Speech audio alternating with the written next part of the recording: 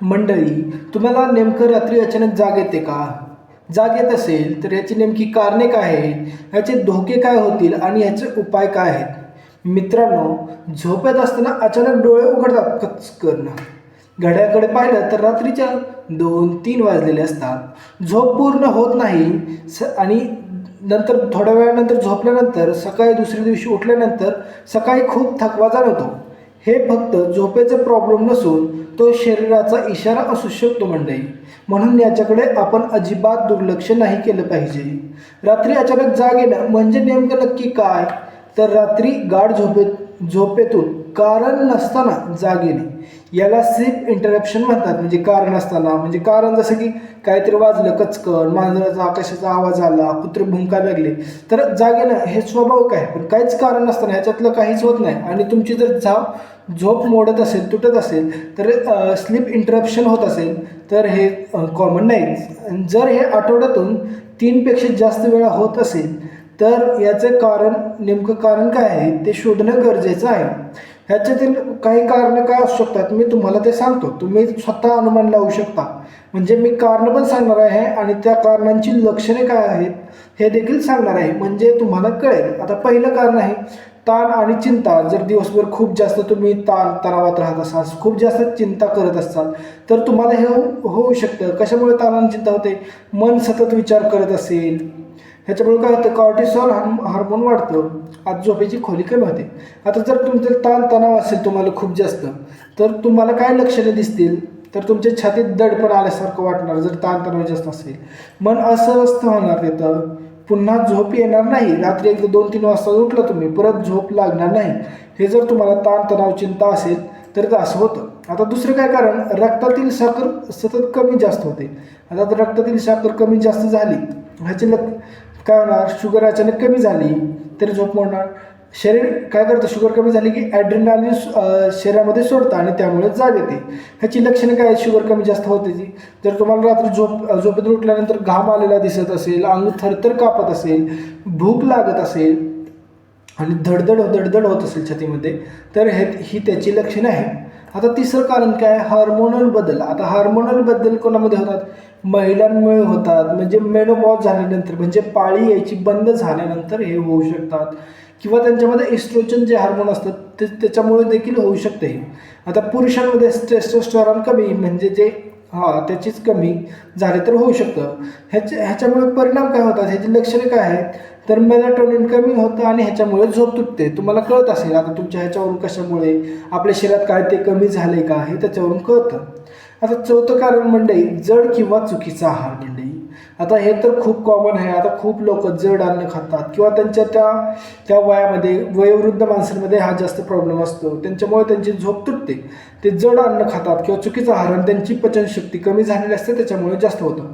किंवा अजून कशामुळे होऊ शकतं, हे आपल्या नॉर्मल माणसांमध्ये देखील होऊ शकतं. कसं होऊ शकतं, जर रात्री तुम्ही उशिरा जेवण करत असाल, जेवण केल्यानंतर लगेच झोपायला जात असाल तर होऊ शकतं. फार तिखट किंवा तेलकट अन्न खात असाल तरी होऊ शकतं. जास्त चहा किंवा कॉफी पिला तुम्ही रात्री तर त्याच्यामुळे होऊ शकतं. याच्यामुळे काय होतं, पोटामध्ये ॲसिडिटी होते, पोटात जळजळ करते, झोप मोडते. तुम्ही लक्ष द्या, ॲसिडिटी, पोटात जळजळ, झोप मोडते, हे जर लक्षण तुमच्यात असत असेल आणि वरील तुम्ही सांगितलेलं चहा कॉफी जास्त पित असाल, ॲसिडिटी होत असेल तर हे तुमचे लक्षण आहेत. तुम्हाला ह्याच्यावरून कळेल. आता विटॅमिन आणि मिनरलच्या कमतरतेमुळे देखील होऊ शकते. विटॅमिनमध्ये कुठलं, मॅग्नेशियमची कमतरता असेल, विटॅमिन B12ची कमतरता असेल किंवा विटॅमिन Dची कमतरता असेल, ह्यांच्यामुळे देखील तुम्हाला अचानक रात्री जाग येऊ शकते. आता ह्याची कमतरता आहे का तुम्हाला, ह्याच्यामुळे जाग कशी येते हे ओळखायचं असेल तर यांच्या कमतरतेमुळे कसं तर अस्वस्थता होतं, तुमच्या नसा अस्वस्थता होतात आणि झोप हलकी येते. ह्याच्यामुळे हे तुम्हाला कारण वाटत असेल तर तुम्ही हे कारण दूर केलं पाहिजे. आता धोका कधी वाढतो, ह्याच्याकडे दुर्लक्ष केल्यानंतर जर धोका कधी वाढतो, जर तुमचं वय 35पेक्षा जास्त आहे तर तुम्हाला धोका आहे. तुम्हाला शुगर, डायबिटीज, मधुमेह ह्याचा त्रास असेल तर धोका आहे. थायरॉईडचा प्रॉब्लेम असेल तरी धोका आहे. बीपीचा त्रास असेल तरी धोका आहे. आणि सतत ताणतणाव, तुम्ही सतत टेन्शन, काळजी घेत असाल, घरच्यांची काळजी, तुम्हाला पोरांची काळजी वाटत असेल, भावाची काळजी वाटत असेल, कशाचंही टेन्शन असेल, ताणतणाव असेल तर तुम्हाला याचा खूप जास्त धोका आहे मंडळी. म्हणून विनाकारण टेन्शन घ्यायचं नाही. जेवढं फ्री रिलॅक्स राहता येईल तेवढं रिलॅक्स राहायचं. गोळ्या चालू असतील तर वेळेवर आणि चांगल्या गोळ्या टायमिंगवर खाल्लं पाहिजे. चांगलं जेवण केलं पाहिजे, हलकं केलं पाहिजे, पचायला सोपं असलेलं अन्न खाल्लं पाहिजे आणि पहिलं अन्न जिरल्यानंतरच दुसरं अन्न खाल्लं पाहिजे. म्हणजे भूक लागल्यावरच जेवायचं, आधी जेवायचं नाही टायमानुसार. आता जर तुम्हाला परत आता ही काय तुम्हाला हे सगळ्यातलं कोणतं टेन्शन नाही, काय कळलं नाही गेलं तुम्हाला कशामुळे ही झोप मोडते, तर तुम्ही रक्त चेक करू शकता. रक्त चेक करायसाठी कोणत्या तुम्ही टेस्ट करू शकता. जेवायच्या अगोदर आणि जेवणानंतर शुगर चेक करा.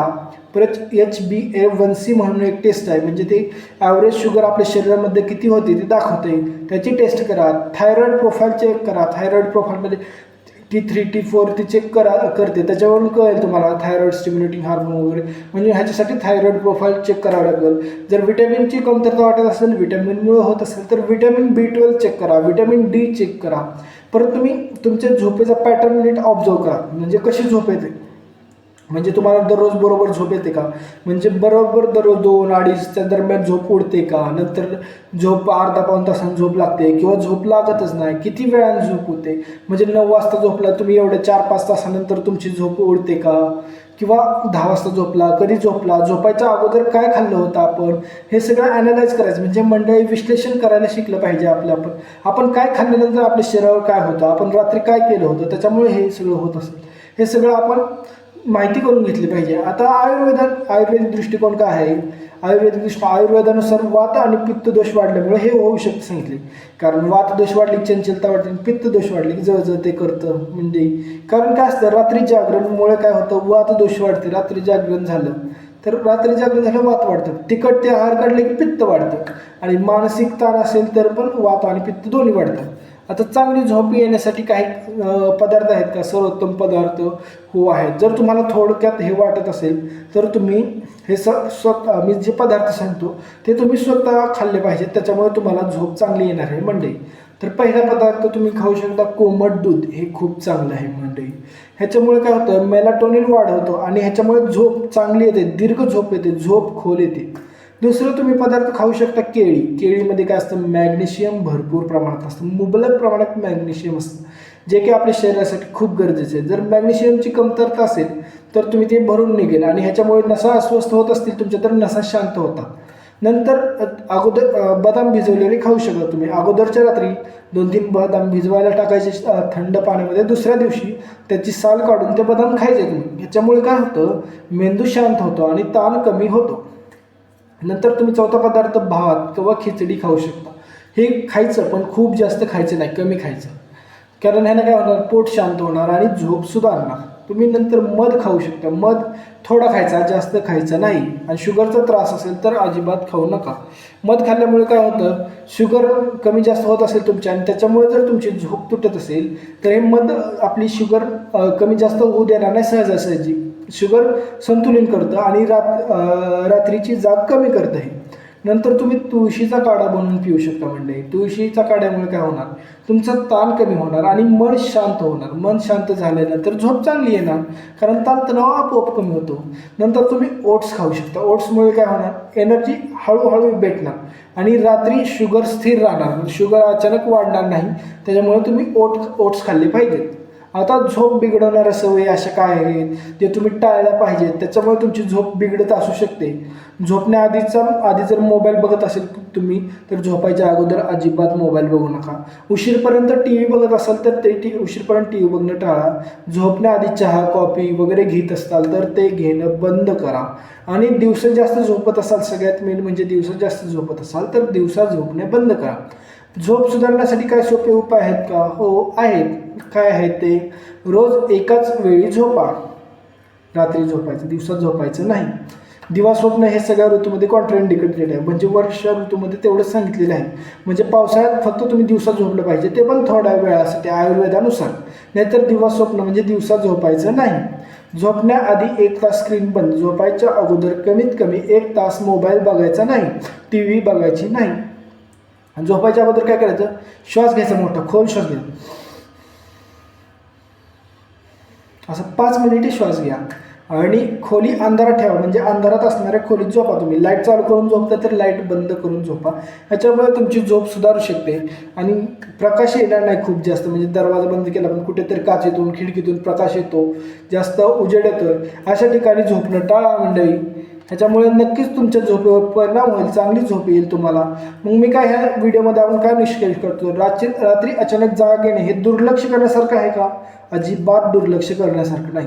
वेळेस तुम्ही जर कारण ओळखलं तर औषधांशिवाय ही झोप सुधारते, हे जाणून घ्या मंडळी. तुम्ही औषध न खाल्ल्याशिवाय, म्हणजे मी जे आहारात बदल खायला सांगितलेत, आहारात काय खायला आवडेल ते खाल्लं तर तुम्हाला खूप चांगला फायदा जाणवेल. नंतर तुम्ही झोप सुधारण्यासाठी मी सोपे उपाय सांगितले, तो केले तरी तुमची झोप सुधारू शकते. काय टाळलं पाहिजे ते देखील या व्हिडिओमध्ये सांगितलं आहे. कोणती कारणं आहेत झोप मोडण्याची ते देखील सांगितले पाहिजे. जर तुम्ही ते कारणं जाणून घ्या आणि त्या कारणाची लक्षणं जाणून घ्या. जर तुमच्यामध्ये तेच लक्षणं जाणवत असेल तर ते कारण तुमच्यासाठी आहे. ते कारण असेल तर त्याच्यावरती कोणता आहार घेतला पाहिजे हे देखील मी सांगितलेलं आहे. तुम्ही आहार जाणून घ्या, काय खाल्लं पाहिजे ते जाणून घ्या, तुम्ही कोणत्या उपाय केले पाहिजेत हे सगळं जाणून घ्या. आणि तरीही हे सगळं नीट होत नसेल तर लवकरात लवकर जवळच्या डॉक्टरला दाखवा. मी तर रक्ताच्या टेस्टबद्दल सांगितलेलंच आहे. डॉक्टर हे आपोआप टेस्ट करणार आहेत तिथे गेल्यानंतर. हे सगळं जाणून घ्या मंडळी. जर तुम्हाला व्हिडिओ आवडला तर व्हिडिओला लाईक करा. परत चॅनलवरती जर पहिल्यांदा असाल तर प्लीज मंडळी चॅनलला सबस्क्राईब करा. तुमच्या एका सबस्क्रायबरने मला व्हिडिओ बनवायचे प्रेरणा मिळते. धन्यवाद मंडळी.